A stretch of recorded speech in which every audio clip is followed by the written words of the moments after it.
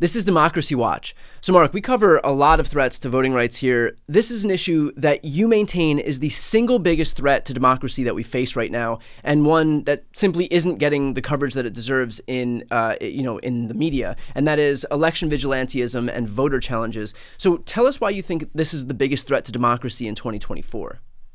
So we have to start with the obvious, which is that Donald Trump is not going to win the popular vote.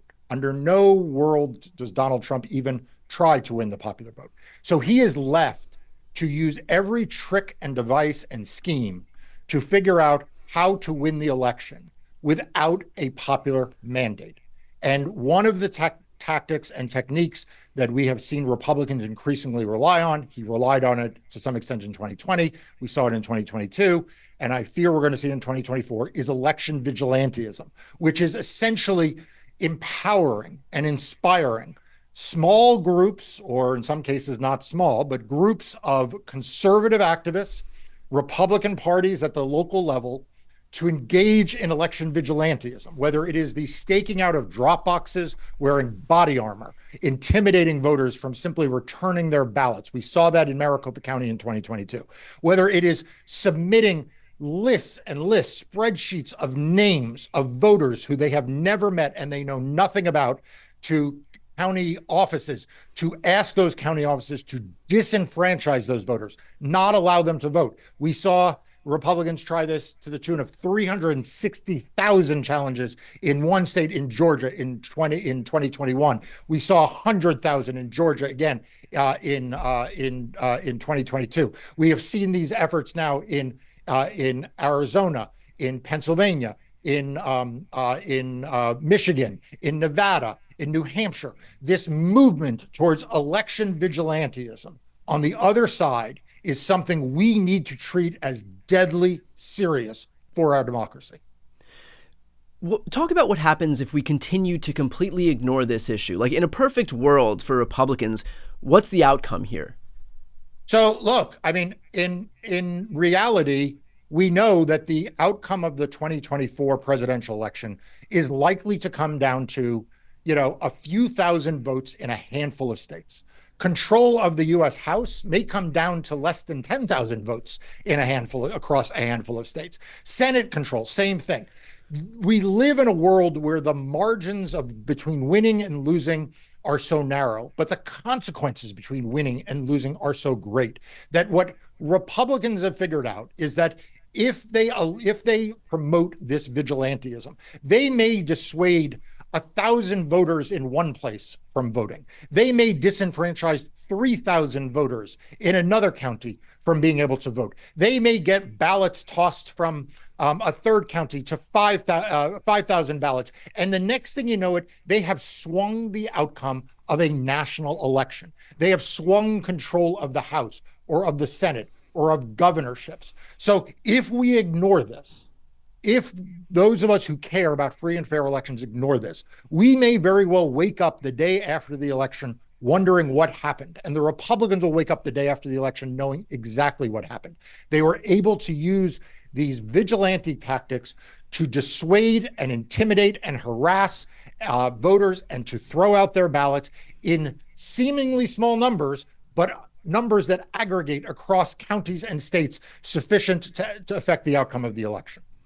Mark, do we have the resources in place in this country on the left, on the pro-democracy front, to protect against these Republican efforts to challenge the eligibility of voters to vote at the polls, for example? We don't. Look, one of the reasons why I started Democracy Docket in 2020 was to become an information source for people. It was also to educate people as the challenges coming up in front of them and to inspire them to act. And I'm here to tell you, there are not the infrastructure or resources right now to deal with a mass set of election vigilantism that takes place.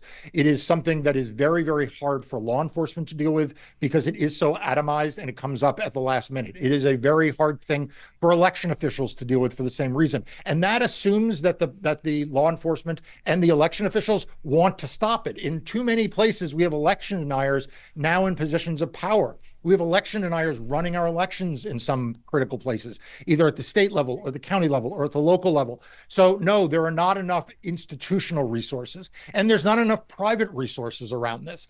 The fact is, each and every one of you listening to this video, each and every person who watches me and Brian talk about Democracy Watch, there's a reason why we say it is Democracy Watch, because we need each and every one of you to be watching as well, watching out for your neighbor to make sure their vote counts, and to be watching the people who are doing the wrong thing. And if we mobilize at a grassroots level, we will be able to defeat these vigilante efforts, but no one should think that this is resourced on its own. And to that point, I think, talking about Democracy Docket, which again is the free news outlet Marc founded to focus on everything voting elections, a great way to stay on top of all of this and to make sure that you're informed and engaged is to sign up for Democracy Docket. So I'll put the link right here on the screen and also in the post description of this video. Marc, knowing how big of a threat this is, why doesn't the DOJ allocate resources to this issue specifically? Or do you think that the Democratic Party should or could be doing more to combat this issue as it continues to kind of explode? Look, I've tried to be measured in my assessment of DOJ, and I'm going to, continue to give them the benefit of the doubt here, which is that this is something that they need to prioritize, and I'm not saying they aren't or that they won't, but it is incumbent on the Department of Justice to ensure that every lever of power, every legal tool available to the federal government, every government official sees protecting democracy as part of their job. The President of the United States issued an executive order a few months ago calling on all of his departments to take action to ensure that people are able to register to vote and to vote.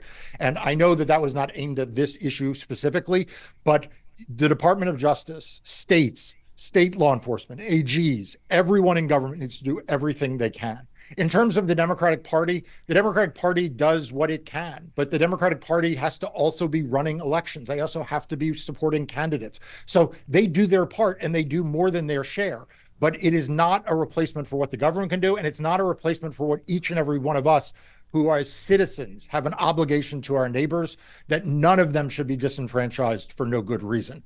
And to our communities to ensure that the will of the community as a whole is reflected in the election returns, and a commitment and an obligation to our democracy to ensure that we have free and fair elections.